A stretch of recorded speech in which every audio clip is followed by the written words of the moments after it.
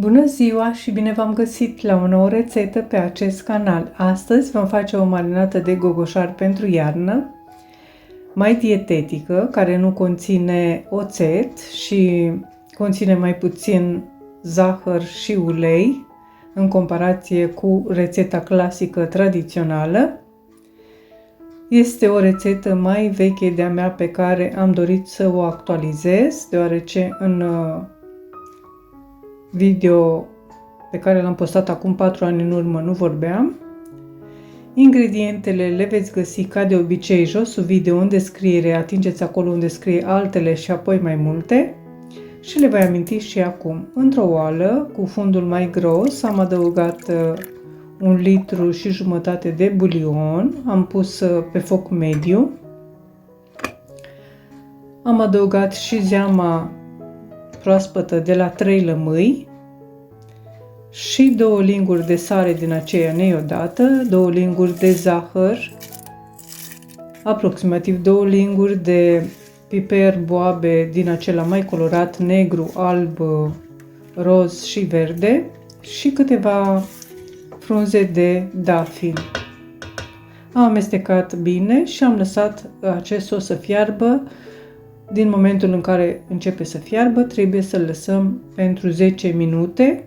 Apoi am adăugat feliile de gogoșar pe care, bineînțeles, le-am spălat foarte bine. Am curățat de cotoare, de semințe, de acea pieliță. Bineînțeles, i-am și sortat totodată. Am înlăturat bucățile care păreau să fie mai moi sau stricate. Atenție, gogoșarii trebuie să fie proaspeți, deci am folosit 3 kg de gogoșari pentru această rețetă. În rețeta veche am adăugat doar 1 litru de bulion, dar mi s-a părut puțin și acum am pus mai mult. În orice caz, dacă o să vă rămână sos la acești gogoșari, în momentul în care îi consumați, îl puteți folosi în blaturile de pizza. Pentru pizza să ungeți acel blat. Lăsăm acoperit 10 minute să fiarbă până când gogoșarii se înmoaie și apoi mai lăsăm încă 5-10 minute până când mai scad în volum și își schimbă culoarea. Deci așa trebuie să arate. În momentul acesta îi punem în borcane. Borcanele le-am spălat bine înainte. Eu am 6 borcane din acestea de 500 de ml. Le-am spălat bine, le-am uscat în cuptor cu gura în jos la 100 de grade. Le-am lăsat până când nu au mai avut deloc apă și capacele la fel. Am pus apoi doar gogoșarii, deci nu stingem focul și punem în borcane doar gogoșarii fără sos. Am folosit un polonic din acela cu găuri, ca să pot lua doar gogoșarii și sosul să se scurgă înapoi în oală.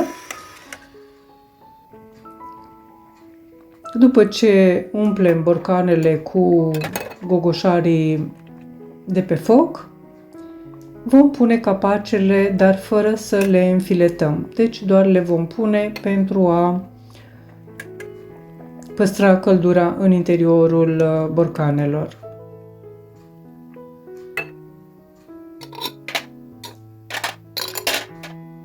Deci nu vom înfileta, ci doar vom pune capacele și vom lăsa sosul să fiarbă pentru încă 10 minute. Vom adăuga și 100 de ml de ulei. Eu am folosit un ulei de măsline presat la rece, dar uleiul este opțional. Puteți să nu-l adăugați și îl adăugați în momentul în care consumați acești gogoșari. Acest sos cu gogoșari. După 10 minute vom pune sosul fierbinte, la fel nu vom stinge focul, vom pune sosul fierbinte în borcane și după fiecare borcan vom pune capacul. Apoi vom șterge, bineînțeles, aceste borcane cu o lavetă umedă și vom pune borcanele într-un loc cald, în pături, și le vom lăsa până se răcesc. sau puteți să le puneți în cuptor, bineînțeles cuptorul să fie stins, le puneți în cuptor acoperite cu un prosop și le lăsați în cuptor până se răcesc. A doua zi le verificăm. Dacă au capacele trase în jos, înseamnă că sunt sterilizate. Dacă capacele sunt drepte sau sunt umflate, atunci trebuie să consumăm acei gogoșari, îi punem la frigider și îi consumăm. Aveți grijă, capacele trebuie să fie noi sau folosite cel mult o singură dată.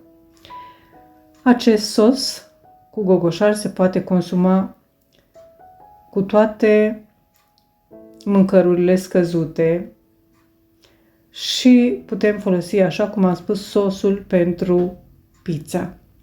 Eu vă doresc poftă bună, vă mulțumesc pentru vizionare și vă aștept la o nouă rețetă data viitoare. Totodată, vă rog, dacă doriți să mă susțineți pentru a continua, abonați-vă la acest canal pentru că este gratuit, lăsați un comentariu și distribuiți rețetele dacă vă plac. La revedere! O zi bună!